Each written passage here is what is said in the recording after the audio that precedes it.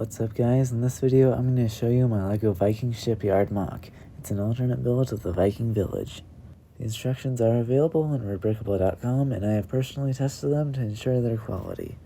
If you haven't seen my other two alternates of this set, check them out. I made the Golden Hall of Edoras from Lord of the Rings and a Viking dragon temple. So without any further ado, let's take a closer look. The MOC is an island, so it can be displayed at any angle. This makes it easy to use as an expansion to the Viking village because it will look great next to it without needing to connect. At the front of the MOC is a boat under construction, put at an angle so it'll slide into the water when it's finished. It can be easily removed if you want a better look. Surrounding it are a bunch of ladders and a table for the craftsmen to work on the ship. Next to it is the dock to give easy access to ships bearing timber supplies. This building here is a workshop. The roof is easily removable, and inside there's some wood carvings on the tables.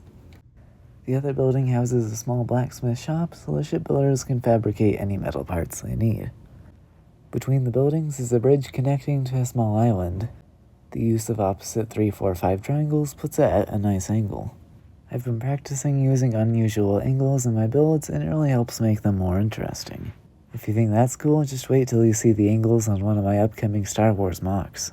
It's one of my best yet, so make sure you're subscribed so you don't miss it. Anyway, the island has some barrels storing supplies, along with a watchtower. The last part of this MOC is a boat to bring supplies to the island. The design is similar to the one in my Dragon Temple, but has its differences. It's carrying some timber to be used at the shipyard.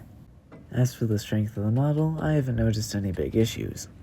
The bridge tends to disconnect when you move it around, but it's easy enough to put back on.